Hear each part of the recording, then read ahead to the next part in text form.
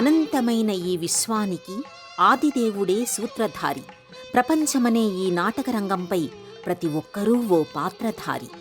అందరినీ కదిలించేవాడు, నడిపించేవాడు, గెలిపించేవాడు ఆ పరమేశ్వరుడే. అణువును కదిలించాలన్నా, అనంతాన్ని ఆవరించాలన్నా అది ఆయన వల్లనే సాధ్యమవుతుంది. అలాంటి ఆ సర్వేశ్వరుడు కొలువైన పవిత్రమైన ప్రదేశంగా శ్రీ కపిలేశ్వర ఆలయం కనిపిస్తుంది.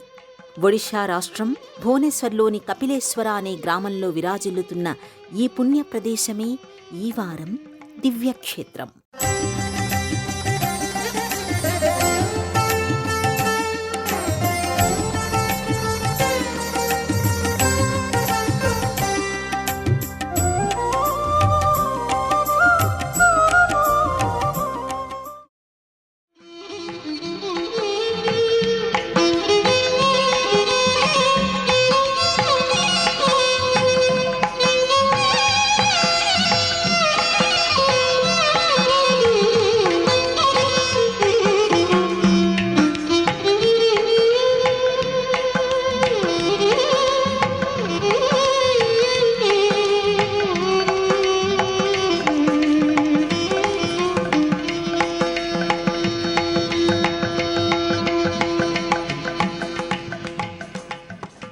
ఒకప్పుడు ఒరిస్సాగా తన వైభవాన్ని చాటుకున్న ప్రాంతమే నేటి ఒడిషా. అంతకు పూర్వం నుంచి ఉత్కళగా పిలువబడిన ప్రాంతమిది. మౌర్యులతో పాటు అనేక రాజవంశాల ఏలుబడిని చూసిన ఈ ప్రాంతం ప్రాచీన కాలం నాటి సంస్కృతి సంప్రదాయాలతో విరాజిల్లుతూ వచ్చింది. ఒడిషా రాజధానిగా వెలుగొందుతున్న భువనేశ్వర్ కూడా అనేక చారిత్రక నిర్మాణాలకు ఆలవాలమై నిలిచింది. త్రిభువనేశ్వరుడుగా పిలువబడుతున్న సదాశివుడి కారణంగానే ఈ ప్రాంతానికి భువనేశ్వర్ అనే పేరు వచ్చింది. భువనేశ్వర్లో ఏ వైపు చూసినా ఆలయాలే కనిపిస్తూ ఉంటాయి. మనసు దోచే మందిరాలే అడుగడుగునా పలకరిస్తూ ఉంటాయి. గుడి గంటలే గుండె గదుల్లో ప్రతిధ్వనిస్తూ ఉంటాయి. అందువల్లనే దీనిని టెంపుల్ సిటీ అని అంటారు. ఇక్కడ అడుగుపెట్టిన వారెవరైనా ఆధ్యాత్మిక వాతావరణంలో, అనుభూతి ప్రపంచంలో భాగస్వాములైపోతారు.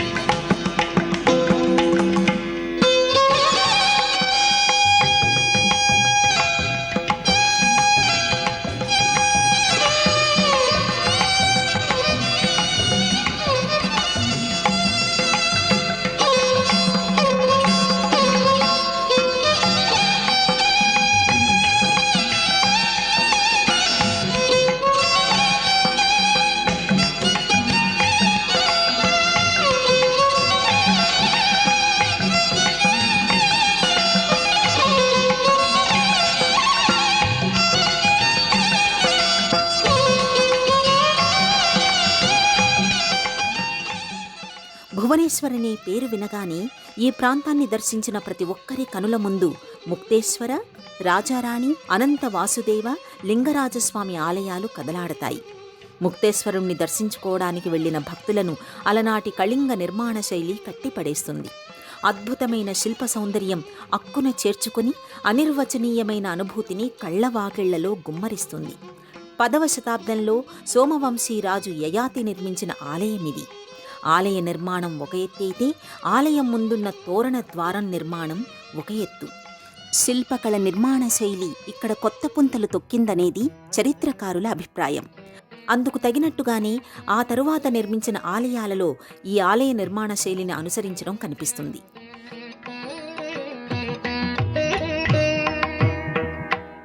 ఇక రాజారాణి ఆలయం అడుగడుగునా తన ప్రత్యేకతను చాటుతూ ఉంటుంది.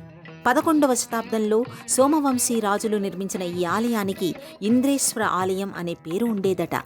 ఈ ఆలయ నిర్మాణానికి పసుపు, ఎరుపు రంగు ఇసుకరాయిని ఉపయోగించారు. ఈ రాళ్లను రాజా రాణి రాళ్లు అని స్థానికంగా పిలుస్తారు. అందువలన ఈ ఆలయానికి ఈ పేరు వచ్చింది. ఈ దేవాలయ గోడలపై ఆవిష్కరించిన శిల్పాలు అద్భుతానికి అర్థం చెబుతాయి. అద్భుతమైన శిల్పకళతో ఆకట్టుకునే ఈ ఆలయంలో ఎలాంటి దేవతామూర్తి ఉండదు. ఇది వైష్ణవ దేవాలయం కావచ్చనే అభిప్రాయాన్ని కొంతమంది చరిత్రకారులు వ్యక్తం చేశారు. కానీ ఆ తరువాత జరిగిన కొన్ని పరిశోధనలు ఇది శైవ మందిరమేనని తేల్చాయి. జనవరి నెలలో ఇక్కడ జరిగే సంగీతోత్సవాలను తిలకించడానికి దేశంలోని అనేక ప్రాంతాల నుంచి పెద్ద సంఖ్యలో సంగీత ప్రియులు తరలిరావడం జరుగుతూ ఉంటుంది.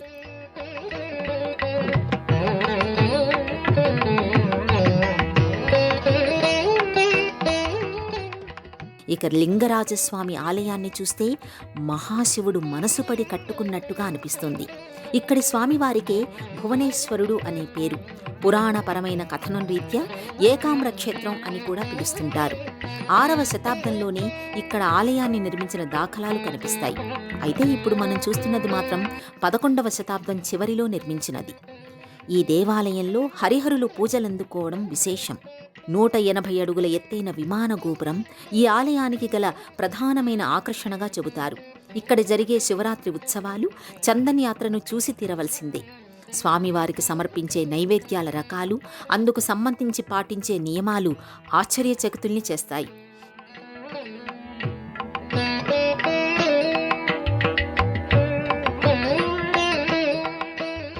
ఒడిషాకి పూరీ జగన్నాథస్వామి క్షేత్రం ఒక కన్నైతే లింగరాజస్వామి ఆలయం మరో కన్నుగా చెప్పుకోవచ్చు. అలాంటి లింగరాజస్వామి ఆలయానికి సమీపంలోనే శ్రీ కపిలేశ్వర ఆలయం అలరారుతోంది. లింగరాజస్వామి ఆలయానికి శ్రీ కపిలేశ్వరపురానికి మధ్యలో ఈ ఆలయం విలసిల్లుతోంది. 14వ శతాబ్దంలో నిర్మితమైన ఈ ఆలయం మన చూపులు స్పర్శించగానే ఆ కాలంలోకి తీసుకొని వెళుతుంది. అలనాటి రాజుల అంకిత భావంతో పాటు వారి ఆధ్యాత్మిక చింతనను మనకు పరిచయం చేస్తుంది.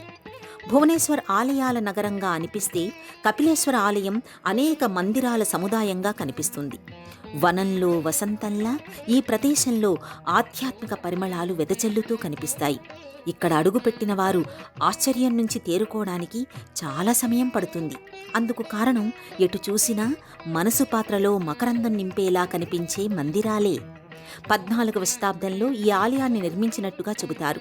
అయితే అంతకంటే ముందుగా అంటే 11వ శతాబ్దంలోనే కొన్ని నిర్మాణాలు జరిగాయనడానికి ఆధారాలు ఉన్నాయి.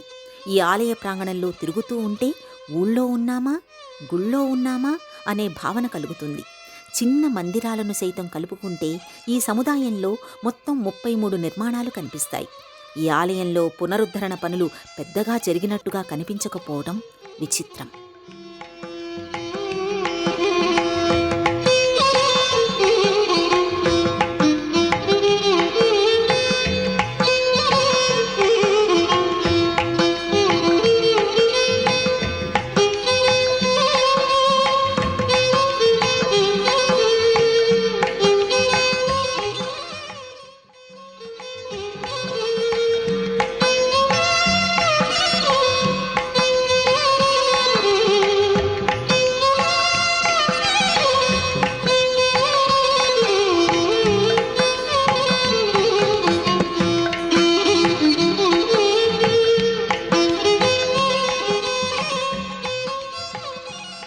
ఈ ఆలయ ప్రాంగణంలోని ప్రాచీన కాలం నాటి పుష్కరిణిని చూస్తే అప్పట్లోనే ఎంత వైభవాన్ని కలిగి ఉందనేది మనకు అర్థమవుతుంది.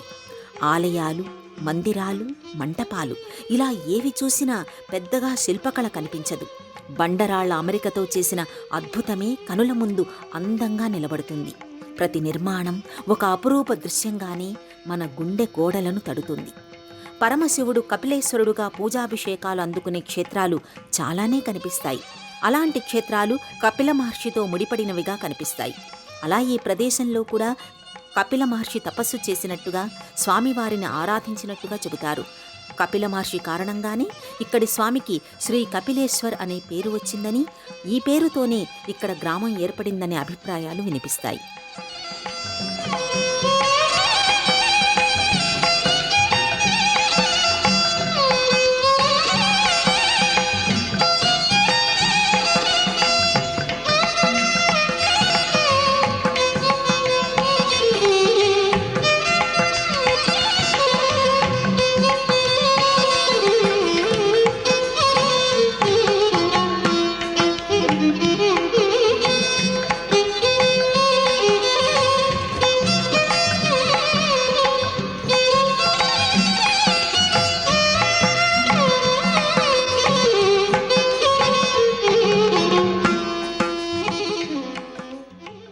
ఆలయాన్ని నిర్మించిన కపిలేంద్ర దేవ గజపతి కారణంగానే ఇక్కడి స్వామివారికి కపిలేశ్వర్ అనే పేరు వచ్చిందనేది బలంగా వినిపిస్తూ ఉంటుంది. ఒడిషాను 1434 నుంచి 1467 వరకు పాలించిన ప్రభువుగా కపిలేంద్ర దేవ గజపతి కనిపిస్తాడు. కపిలేంద్ర బాలుడిగా ఉన్నప్పుడే అతనిలోని తేజస్సును గమనించిన కొందరు సిద్ధులు అతను రాజుగా సింహాసనాన్ని అధిష్ఠిస్తాడని చెబుతారు. చిన్న వయసులోనే కొంతకాలం పాటు పశువులను కాసిన కపిలేంద్ర ఆ తరువాత కొంతకాలం పాటు పూరీ జగన్నాథస్వామి ఆలయ సమీపంలో గడుపుతాడు. ఆ సమయంలోనే తూర్పు గంగ వంశానికి చెందిన 4వ భానుదేవ ఆ పిల్లవాడిని ఆదరిస్తాడు. ఆ తరువాత దత్తత చేసుకుంటాడు. యవ్వనంలోకి అడుగుపెట్టిన కపిలేంద్ర సైనిక విభాగాన్ని నడిపించడంలో సమయస్ఫూర్తిని ప్రదర్శిస్తూ తండ్రి నుంచి ప్రశంసలందుకుంటాడు. భానుదేవ మరణం తరువాత కపిలేంద్ర తన తండ్రి పేరులో చివరనున్న దేవను స్వీకరించి కపిలేంద్ర దేవగా సింహాసనాన్ని అధిష్ఠిస్తాడు. రాజ్యేతర శత్రువులను ఎదిరించడంలో ధైర్య సాహసాలు ప్రదర్శించిన ఆయన అంతర్గత తిరుగుబాట్లను కూడా తెలివిగా అణచివేస్తాడు. తన పరిపాలనా కాలంలో పూరీ ఆలయ విస్తరణ పనులను, కపిలేశ్వర ఆలయ నిర్మాణాన్ని జరిపించాడు. కపిలేంద్ర దేవ ఒక రాజుగా ఎప్పుడూ అహంభావాన్ని చూపలేదట. తాను రాజుని కానని, జగన్నాథుడి సేవకున్నని చెప్పేవారు. కవులను, సంగీత, నృత్య కళాకారులను పోషించేవారు. ఒడిస్సీ నృత్యంతో పాటు ఇతర కళారూపాలు ఆయన పరిపాలనా కాలంలోనే విరాజిల్లాయని అంటారు. ఒడియాను పాలనా సంబంధమైన భాషగా అభివృద్ధి చేసింది ఆయనేనని చెబుతారు. పూరీ జగన్నాథస్వామికి ఆయన అనేక మార్లు అమూల్యమైన కానుకలను సమర్పించినట్టుగా శాసనాలు చెబుతున్నాయి. ఇక తన సైనిక దళంలో ఉంటూ అనేక విజయాలకు కారణమైన వీర నరేంద్రదేవ పేరు మీద కపిలేంద్ర ఒక జలాశయాన్ని నిర్మించాడు. ఈ సరస్సు చుట్టూ ఉన్న 16 ఘాట్లలో 14 ఘాట్లకు కపిలేంద్రదేవ మేనల్లుళ్ల పేర్లు కనిపిస్తాయి. ఇలా ఈ ఆలయాన్ని, కపిలేంద్రదేవ చరిత్రను విడదీసి చెప్పలేనట్టుగా ఇక్కడి ఆలయం కనిపిస్తుంది.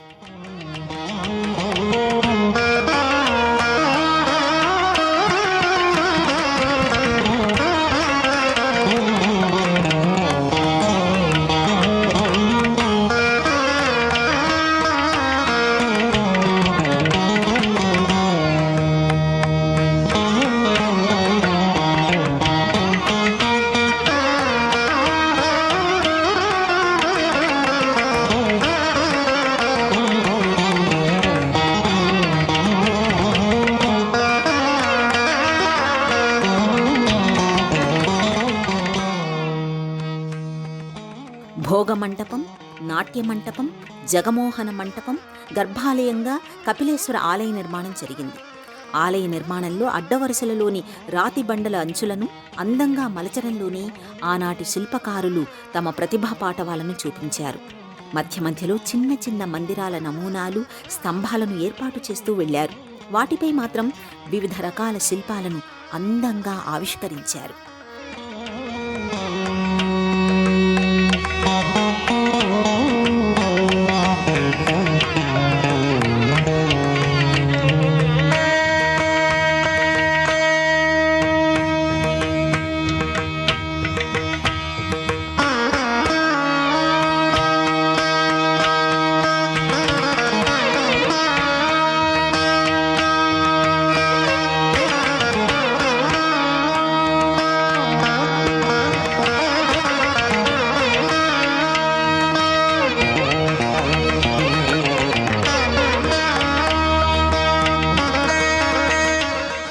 ప్రధానమైన ఆలయం వెలుపలి గోడలలోనే ప్రత్యేకమైన మందిరాలను తీర్చిదిద్దారు.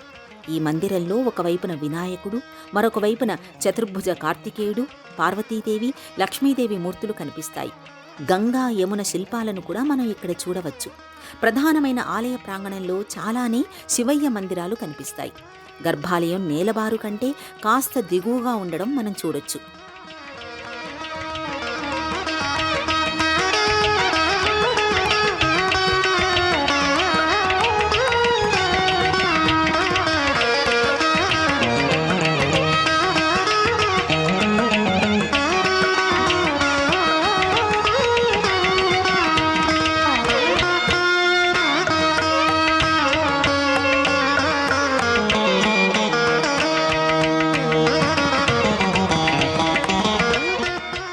ఆలయ ప్రాంగణంలో ఘంటేశ్వర, వైద్యనాథ, గుప్తేశ్వర, సిద్ధేశ్వర, సోమబరేశ్వర ఆలయాలలో నిత్య పూజలు జరుగుతున్నాయి. వైద్యనాథ ఆలయంలో శివయ్యను దర్శించుకోవటం వలన వ్యాధులు బాధలు తొలగిపోతాయని అంటారు.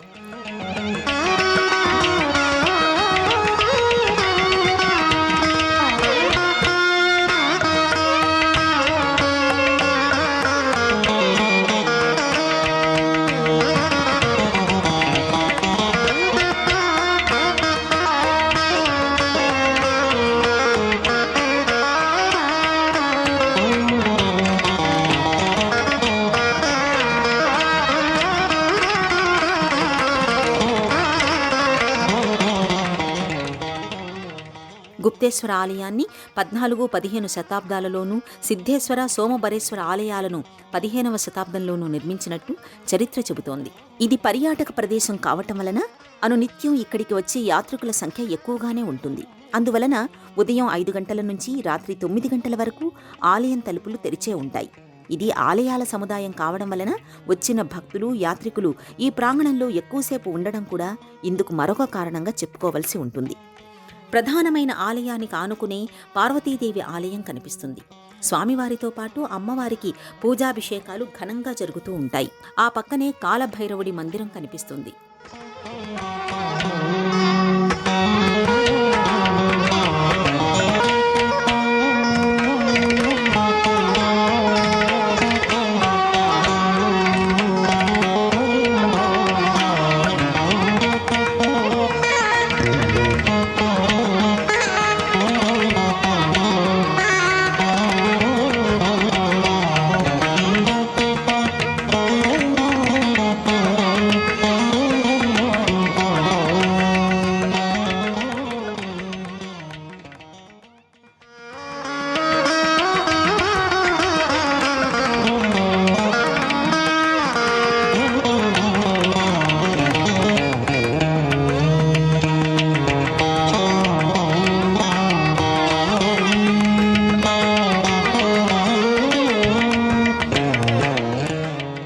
ప్రతి శివలింగానికి నాగాభరణం ఉండడం ఇక్కడి ప్రత్యేకతగా చెప్పుకోవాలి.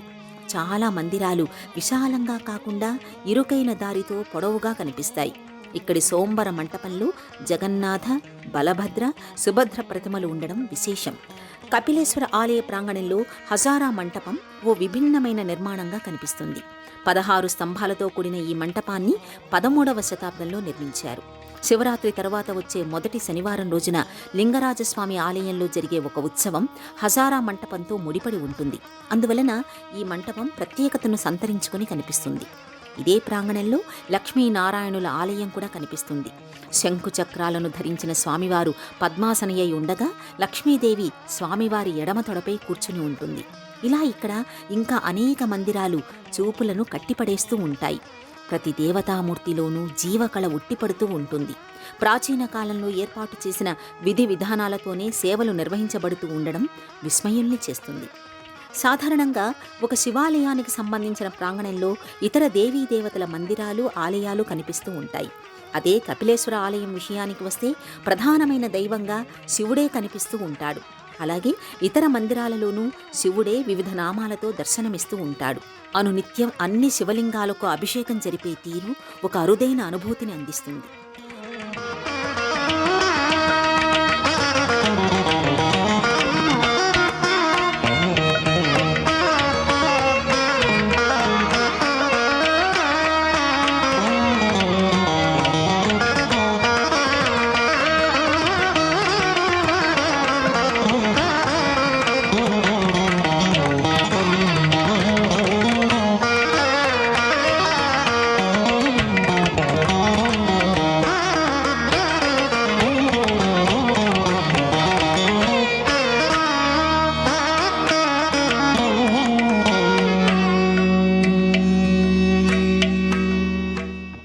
వందల ఏండ్ల చరిత్ర కలిగిన ఆలయం, అపూర్వమైన శిల్పకళా వైభవం, కపిలేంద్రదేవ అంకిత భావానికి నిలువెత్తు నిదర్శనం శ్రీ కపిలేశ్వర ఆలయం.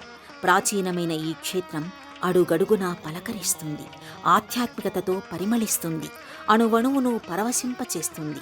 అలాంటి ఈ ఆలయాన్ని దర్శించడం వలన, స్పర్శించడం వలన కలిగే ఆనందం వేరు, అనుభూతి వేరు. దేశంలోని అన్ని ప్రధానమైన పట్టణాల నుంచి భువనేశ్వర్కి రవాణా సౌకర్యాలు ఉన్నాయి. అక్కడి నుంచి స్థానిక వాహనాలలో చేరుకుని ఈ దివ్యక్షేత్రాన్ని దర్శించుకోవచ్చు.